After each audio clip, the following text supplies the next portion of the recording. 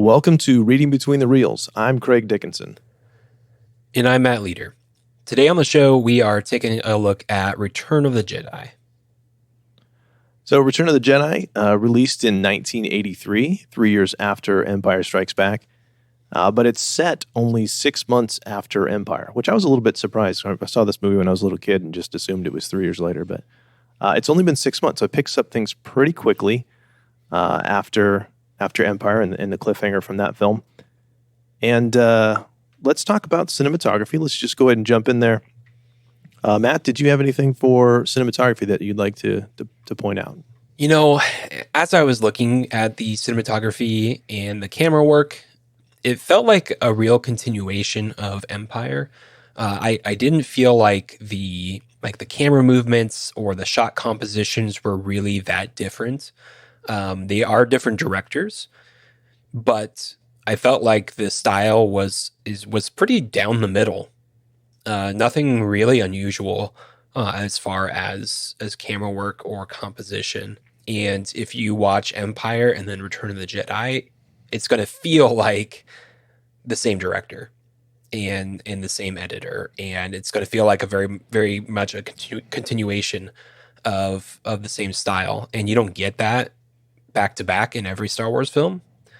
I think there's a very different style between like JJ and Ryan in the sequel trilogy. But this, and when I was younger, I didn't even know they were different directors. I thought they were all made by Lucas. And it wasn't until I watched some of the documentaries and stuff made about the movies later on that I realized that they were different people. But it felt kind of very much like a sibling to the cinematography style of Empire Strikes Back. Yeah, I agree with that. And we mentioned at the beginning of the last episode how we kind of had an echo of the beginning of A New Hope with the Star Destroyer, the Super Star Destroyer in this case, eclipsing the smaller Star Destroyers. And in this one, it's very much like a literal homage to the first. To the original film, where you have the Super Star Destroyer or the Star Destroyer that Vader's on, coming from exactly the same angle. It's cool to kind of rhymes that way. And I love that shot, that scene also because it sets up the security. It's foreshadowing for later on when our heroes are trying to get to Endor. They're even in a similar spacecraft as well. Some things that I did notice this time, and it's becoming very interesting to try and find new things that we haven't talked about with Star Wars, because a lot of it is rhyming and things that we've seen that kind of fits a pattern. But some things I noticed this time that I really appreciated was when Luke appears, that he's in silhouette.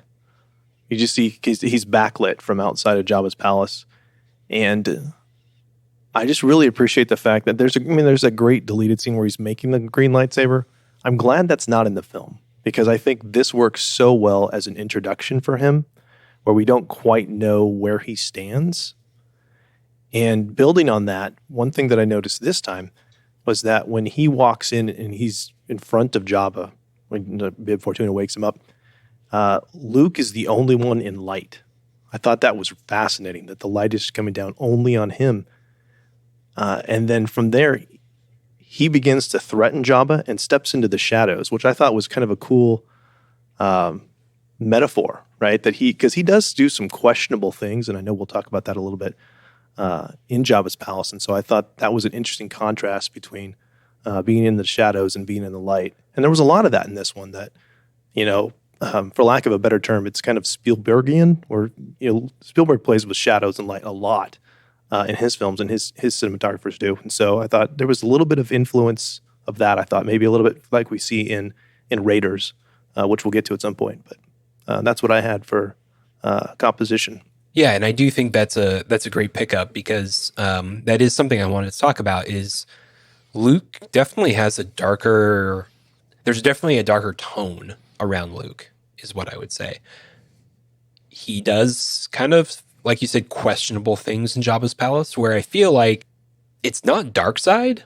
He hasn't he's not acting like Darth Vader, but there's an edge and a danger to him that you don't get a sense of in the first two films. And I do think that's a very interesting progression from a character perspective.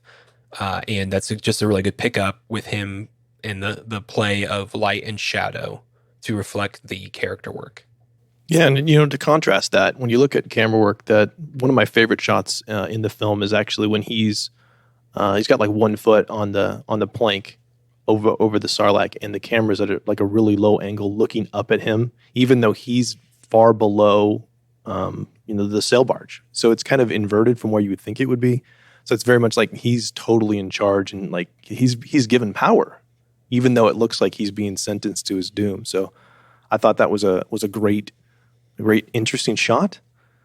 I also have always appreciated the mix of shots with the Rancor, which if you've seen in the behind the scenes stuff, that it's a puppet, right? Not even a big puppet really, and it holds up. I think they've cleaned up some of the green screen stuff, but because it edits so quickly back and forth, and then mixed with like the giant claw and all those things, that like it feels, and the way it's shot looks like it's an actual giant monster, threatening Luke Skywalker. Talking about those props, I think it's really interesting because something that came up when I was watching it is there are some moments that feel like special effects wise that feel really good and others that don't. So when they're on Endor and the ATSC is walking, and there's one moment where it like trips over some logs, and you can see that like the feet of the ATSC are like floating on top of the logs. Like you can tell they're not really there. There's nothing on them. And like little moments like that, they do kind of break the immersion a little bit. But I completely agree with Jabba where it feels very grounded. And it kind of made me wonder a little bit, not to get too deep into it, but we also watched Jaws for an upcoming episode, which is also a great classic film with some amazing special effects. And it made me wonder, like, what is it about like 80s movies and 90s movies and special effects that seem to work so well, whereas sometimes it just doesn't seem to work as well in more modern films. And it got me thinking because, Spielberg directed Jaws, and Spielberg is great friends with Lucas. And I'm sure the two shared many, many ideas and tips and, bounced ideas off of each other. And so it's kind of within this big directing family tree. And then I watched at least a part of Ready Player One, which is heavy on the CGI. And even though the story was okay, the CGI just felt a little weightless. It felt less real. And I think there's something to a physical prop, a physical puppet, like you said, that just, I don't know, it feels better in the film. And that's where, even though the ATSC looks a little silly when it's like floating on top of the logs, I'm kind of willing to roll with it.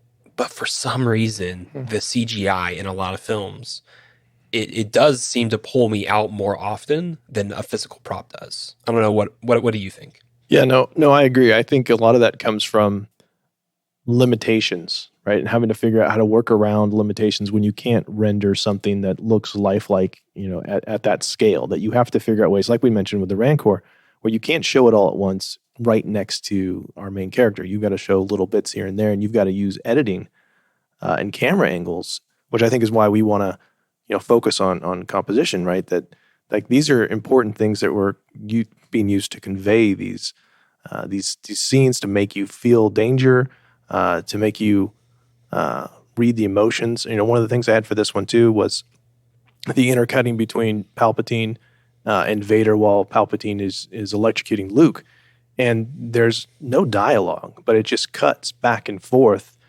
and you read into, which is amazing because you can't even see his face. You read what's going on. That clearly, if it's lingering here, this shot is making you think, well, what's he thinking, right? And it's literally just I'm alternating camera shots. Yeah. And then one other thing I wanted to point out with this one, because I saw somebody else had this has kind of been a meme that's been trending a little bit too, is that when Vader says to Luke that Obi-Wan has taught you well in their duel, it's when Luke is up on the catwalk and has the high ground, which I thought was interesting. I don't know if how intentional that is, but it's interesting that he's shot Lucas again above that. He does have the literal and metaphorical high ground in this sense because he is choosing nonviolence in this Yeah. duel. Well, I think that speaks to the power of montage. And, these, when you put two images next to each other and you cut between them, people will create meaning between. They will create connection. And that's one of the ways that makes cinema and cinematic language powerful. So, Right. So sound. This one, I actually did have some sound effects that I've always enjoyed that kind of stood out to me. The carbon freezing is one thing. I can hear that right now. I remember that was a thing that was really cool when I was a little kid. But my main one that I like is, well, actually there's two. Is the speeder bike, the Doppler effect. Lucas is notoriously a fan of speed, and so there's something fast in virtually all the Star Wars movies, and that's the one that shows up mainly in this one. And I just love this scene where C-3PO was telling the story, catching us all up and catching the Ewoks up. Something interesting with that, I remember when that aired on network television, that was one of the scenes that was cut for time, and so I didn't see it for several years until I bought the VHS copy and was like, well, what is this? And I had, it had been like a decade since I'd seen it. So that's a scene that always stands out to me now. I'm like, oh yeah, this is that scene where he makes all the sound effects and, he's evolved from, not very good at telling stories when we first meet him to now he's a master storyteller. yeah, I think 3PO's scene, to me, speaks to the brilliance of the sound design because so many of those sounds, as we've kind of said before, they are so evocative of whatever item it is. When you hear a lightsaber turn on, you know immediately what it is. And I think that the creators of the movie realized that. And I think it's just kind of a cool nod to Ben Burton, the sound design team, that they use this as a storytelling technique where they use basically, because if I'm remembering right, he's C-3PO isn't even speaking English. He's speaking the Ewok language. But we have a sense of what's going on and what he's talking about based on the sound effects that he's giving. Yeah, no, that's an excellent point. You're just piecing it together from the sound effects. You do not even need the dialogue, and people have said multiple times that Star Wars works as a silent film, and this is just another instance where yeah, it works that way. You just need the sound effects, or you just need the music, and that's enough. But you get all these other layers as well, which is cool. Speaking of music. A couple things I wanted to point out was that we have diegetic music again, and it's horrible in Jabba's palace. Yeah. And it's mercifully cut short, but it always seems longer than it should be. And I wanted to say at this point that I miss Loptinek. I love Loptinek, but Jedi Rocks is horrible. And as our friend Brian Young has said, it doesn't really matter. It's all, the point is that Jabba has horrible taste in music regardless. For me, I agree. But for me, it just kind of ruins the tone. And it's just so goofy at a time when it feels incongruous with what's going on in Jabba's palace. And it's one of those moments again where the special edition, when Lucas came back and kind of fiddled with the movie, it may be what his original vision was, but I think it really messes with the timing and the tone of the film. Where I think in Empire, I feel like the tweaking that was done really didn't mess with the tone or the pace of the film as much as it does in the first and in the third of the trilogy. Yeah, I hear that. I would say that there is some great new music that's in this film, along with some of the repeated themes from the earlier films. For instance, we hear the Han and Leia theme as Leia is revealed, which is a great surprise the first time you see that when she's Boushh, the bounty hunter.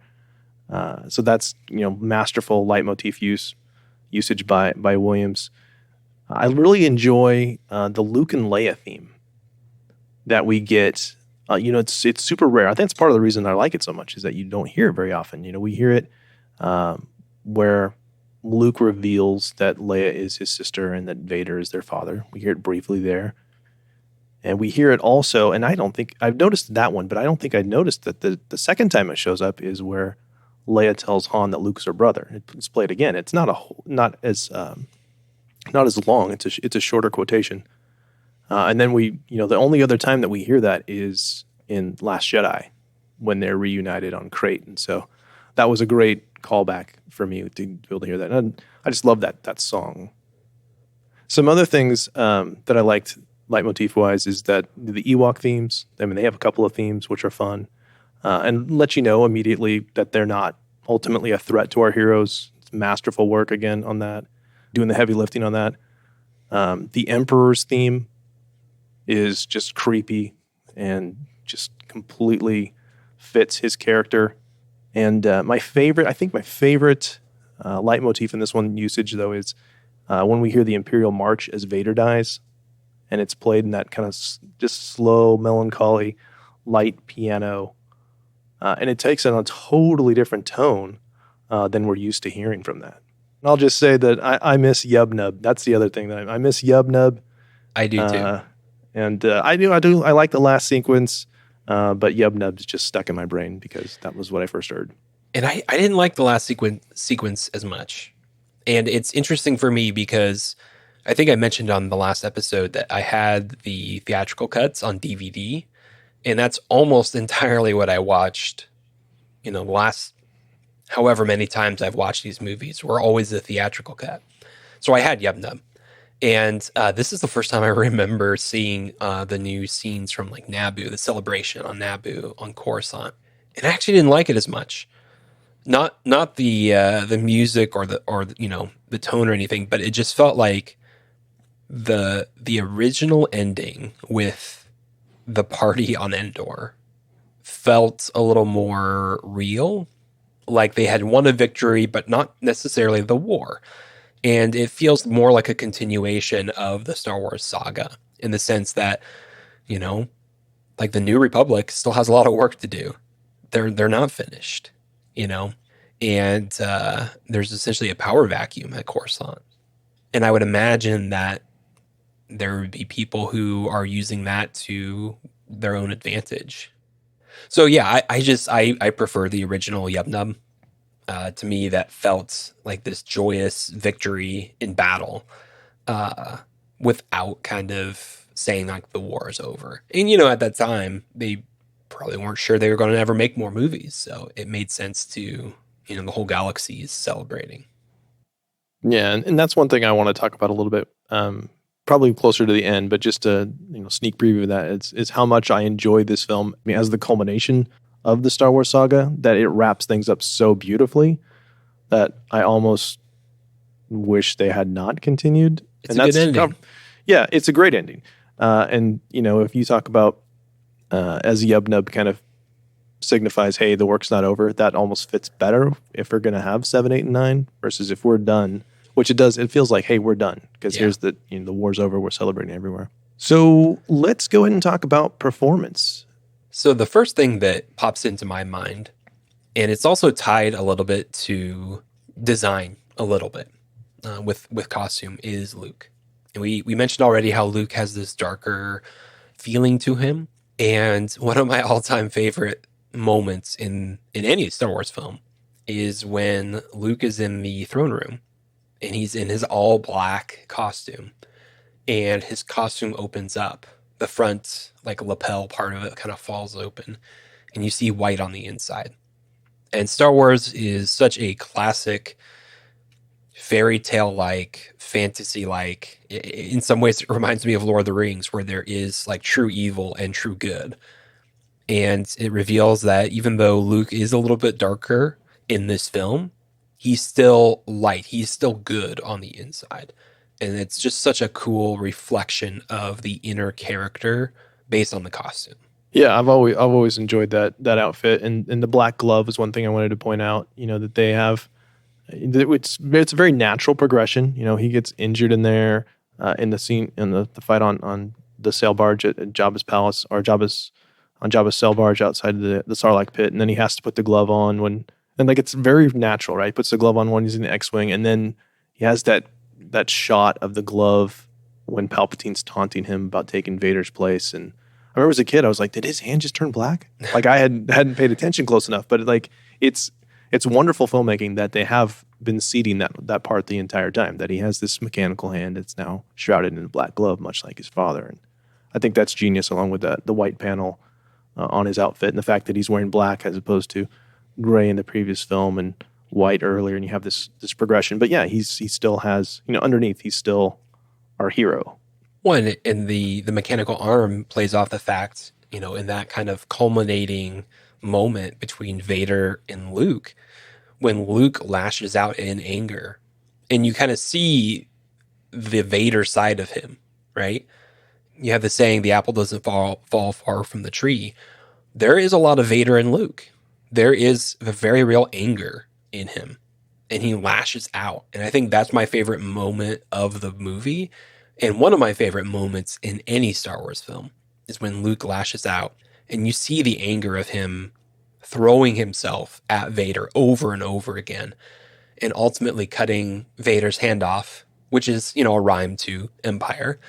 But then he looks down at his mechanical hand and he realizes that we are the same. Mm-hmm. I could be Vader. Yep. Which is also another callback to the cave in Empire. And it's such a beautiful character moment, because it's that moment when Luke realizes this is the last time he can make a choice, right? He's at the crossroad of his kind of character. And if he goes down the one path toward the dark side, he will turn into the next Vader. And instead, he chooses a non-violent path. And I think it's immediately after that he tosses his lightsaber. And it's such a beautiful moment of thematic and character work, where you see the final culmination of Luke as a hero isn't in violence, but in non-violence. And I think that's my favorite part of this movie. And I think that's what makes the film. I think that is such a brilliant, it's one of the things I love about movies and storytelling in general, is when you have kind of unconventional or unexpected solutions or endings. And that is not what I expected. And it's not what you would expect, I think, from most kind of adventure film heroes, is choosing the non-violent path. And that's what Luke does. Yeah, I should say Mark Hamill's performance as Luke in this scene is so nuanced. You see him, approach that level and then back down, and then approach that level and back down so many times, without having to explain, no, I'm not going to do this, right? It's all body language. You can see him like calming himself on his face, without having to be, over the top. It's realistic, and that's my favorite moment too. When he tosses away the lightsaber, that to me is the most powerful thing. So that scene, the scene with, or really it's all the scenes because they're cut up, but the scenes with Palpatine, Vader, and Luke. I remember when I got into high school that became the thing that I most appreciated about Star Wars, and I think that's when it really solidified for me that Jedi was my favorite film, because I just loved that interplay. And I wanted to point out here how genius it is that you have a 37-year-old Ian McDiarmid under all of that makeup to play an ancient Chief Palpatine. Because it's so convincing. Like, when I read the fact that he was 37, I first heard this several years ago, I was like, you've got to be kidding. That's a young guy that's under there? And, the genius of that is that, one, he pulls it off, and two, that, 20 years later, you can have him play a younger version of the character. For consistency's sake.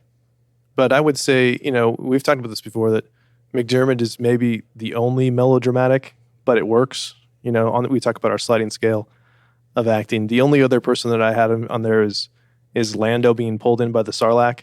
But again, it's kind of appropriate. I just like the whelp that he makes, the sound. That's always fun. But yeah, I mean, you're being pulled into, the Sarlacc, and I would make that a similar sound. Yeah. But I also, speaking of, just back to Luke again, I think that he's just supremely confident throughout the film. That's my main takeaway, and that I don't think Han Solo has ever been funnier. He's just so incredibly sarcastic. This line after line in Jabba's palace, good, I hate long waits. You're going to die here, convenient. It's just like one after another. Carbon freezing apparently was really good for his sense of humor. I don't know, fly casual. That's probably my Yeah, favorite. yeah, that's good too. Told you it was gonna work. Keep your This, distance, but don't look like you're keeping your distance. yeah, but there's a lot of hugely important, just single lines of dialogue in this film that I take away. I think this is an incredibly quotable film. I love Vader's. It's just from just one offs here. Vader saying the Emperor is not as forgiving as I am. When we've seen how forgiving Vader is. I had that too. Watching this in the light of Revenge of the Sith and hearing Luke say, "Don't underestimate my power," is fascinating because, of course, these things rhyme, and that's a scary thing to be saying. And then he pretty much straight up murders, countless gangsters and thugs. Yeah, they're bad people, but is that really the Jedi way? He's continually walking that line through this whole thing. And the whole conversation with Kenobi later on, revealing that Leia is his sister, is I thought that was just a great twist because I remember thinking, because I was old enough to remember the back and forth whether or not Vader is Luke's dad, and that we were going to finally get an answer to that, and then we do, and like, okay, that's the big reveal, and then it's like, wait, we got something else for you. There's this whole other thing. And I didn't remember there was another Skywalker thing that had flown over my head. But looking back now, it's like, I really should have been, what does that mean? And I know that people who were my age or teenagers would have looked at that and said, well, what is that going to mean?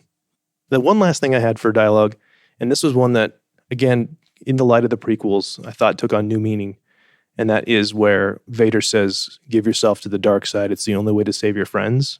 I'd always read that as a taunt and not really put anything into it.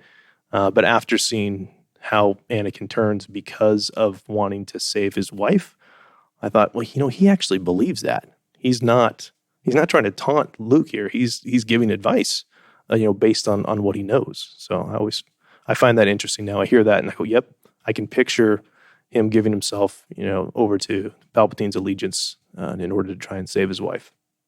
All right, so moving on to setting and design.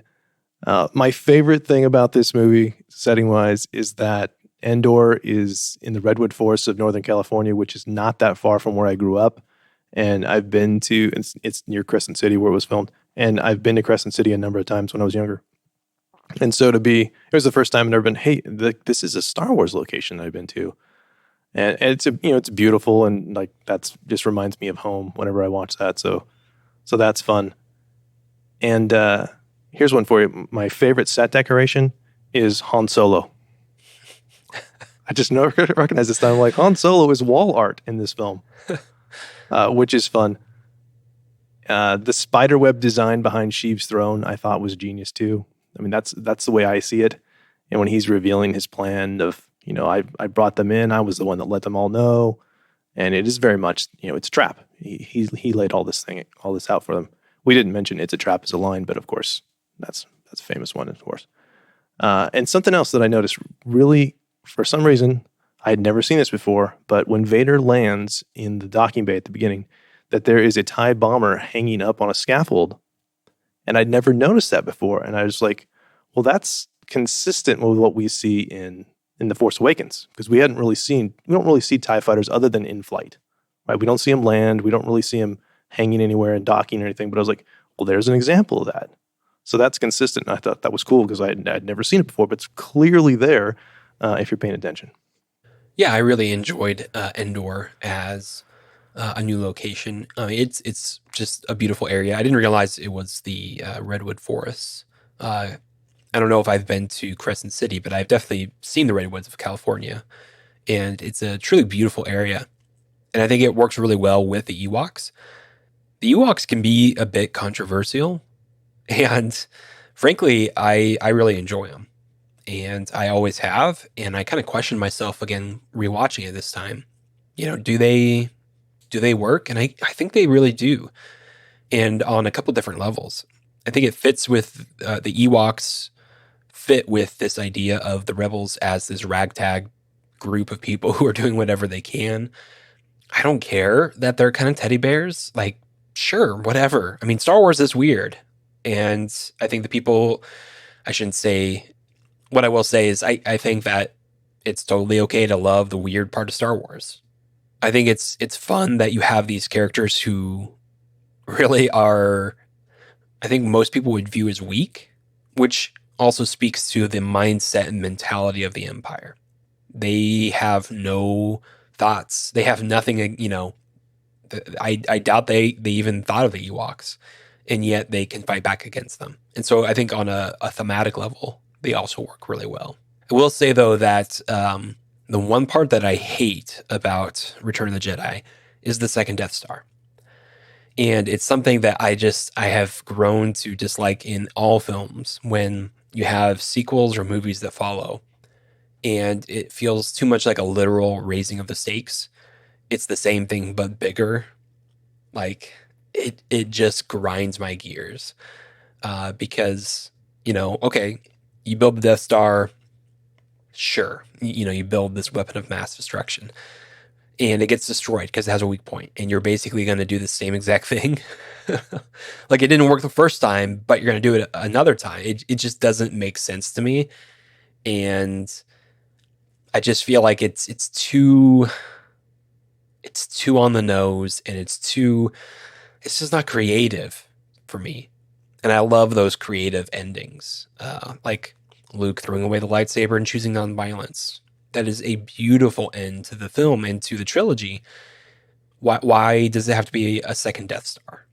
You know, and to me that, and this will be an issue when we watch Force Awakens, a bigger issue Yeah. because they raise the stakes in a very literal way with that one as well. But and I'm more willing to forgive it the second time, but the third is too much, and I just wish there was something else that they thought of. Coming back to, if you're going to use this location, you're going to use this, prop. This is a really important part of the story, but it's not ultimately the Death Star, the second Death Star, that makes this film. It's Luke and Vader that make this film, and it's Han and the Ewoks and Leia and their relationship and their struggle on Endor that make the film. And I really enjoyed the space battle with Lando and all the ships. I think it's a really fun part of the movie to watch, but it's not what I love about the film. And I think part of that is it's just kind of the same as A New Hope. Yeah, I can agree with that to a point. I mean, I've mentioned that the interplay between Sheev, Vader, and Luke is my favorite part. And when it does do the intercutting at the end between the three scenes, I'm waiting for the get back on the Death Star. I want to see those three guys because it's the character beats. It was just, again, similar to Empire in some ways, right? Because Empire started with the big battle, and then you have the character beats with Vader and Luke, and now it's all happening at the same time. Which I think speaks to the power of the editing. I think the editing's good enough where it continually drives it and it doesn't lag at any point. Mine's just very much a personal, that's my favorite part. I want to see that part. I'm not bored. I'm just anticipating it. I also agree, though, that space battle, I still think that's the best space battle I've ever seen in a film, period. And, the scene at the beginning of Revenge of the Sith is fantastic. And there's other films as well, but I think that compared to, say, Rise of Skywalker, which again tries to, we talked about up the ante and raise the stakes and whatnot, it just doesn't work the same way that this one does. And I don't want to beat it in horse because we'll talk about that film when we talk about that film. But you mentioned too having the chemistry in this film. I wanted to talk about that we finally get the big three back together, and it's great when they're on Endor. Han says, "Hey, it's me," and it's like, yeah, they kind of roll their eyes, and it's like, yes, we put the band back together, and I think that's the magic of the film too, is getting to see these three characters with each other, and they've grown, but they're like family to us because we've had so much time to spend with them, and we missed that from the last one. As much as we love Empire and that they had to separate them, it's that much better when they're reunited. The only part I don't like about that is that they're never on the Falcon together. That you don't quite, and you never get that now, which is, I think, kind of a missed opportunity. It's interesting that they throw in Mon Mothma, who's the actual leader of the rebellion, who we've never even heard mentioned. And there she is. Here's the one that's in charge. Admiral Akbar, that's a fun addition. C-3PO as a god is kind of a fun beat. And yeah, you mentioned like Lando, that you really do get the full redemption of Lando. I think that's pretty cool. And I noticed this time too that Yoda seems so much older than he did in the previous film in so many ways, which is, I was going to say that's great acting, and I guess it is, even though it's a puppet. And I don't know if it's a different model of the puppet or not. But as old as Yoda was in the previous film, he's that much older in the way that he acts in this film. So let's talk about the galaxy. Did you have anything in regards to the Force that we haven't already talked about? We've already kind of mentioned it, but just Luke being on the edge a little bit. I mean, that was kind of, as far as world building, I think we see Luke in a new light. And ultimately, it doesn't change him, but I think there's that temptation there. Yeah, he kind of hits like the greatest hits of things that we've seen Force ability-wise. Like we see him do the Force choke. He does the Jedi mind trick as well. And then, tapping into, we mentioned earlier, kind of tapping into the dark side, but then backing off to face Vader. And then the only new thing we have really is Force lightning, which, we've seen it in some of the earlier films now, in the prequels and whatnot. But this was the first time that an audience saw that this was a thing, in Star Wars. So that's interesting. And, a thing that always comes out with this, with students is, why is Luke's face not changed, but Palpatine's does? Which I think is a fascinating question. I don't really want to talk about the answer. I just think the question is interesting. So, final thoughts, things that we haven't talked about yet. Just overall, I do quite like the film. It's a pet peeve of mine when you have a literal raising of the stakes. But ultimately, I still think it's an exciting and fun film to watch that has a really, really good heart to it with Vader and Luke. And I think that right there automatically, for me, makes it one of the better Star Wars films, just because it's so meaningful with Luke and that redemption between him and Vader. It's such a heartfelt moment that I can't help but love the film for that. Yeah, I agree. I mean, I had two main things that I wanted to talk about. I guess three. Well, first one I said this is the right way to end a trilogy. Yeah, shots fired to Rise of Skywalker, but like it just feels like it wraps up all the loose ends beautifully. It doesn't feel like fan service to me. And I know I've lived with it for so long that it's kind of hard to judge that, and there's recency bias and those things. But it just feels like the perfect way to cap off not only the original trilogy, which was the final word on the saga for 16 years. It was like, this is the end of Star Wars. Yeah. But it also works beautifully as the end of 6 movies. As a middle chapter, it's kind of like, well, you ended it. Why did you need to open it back up again?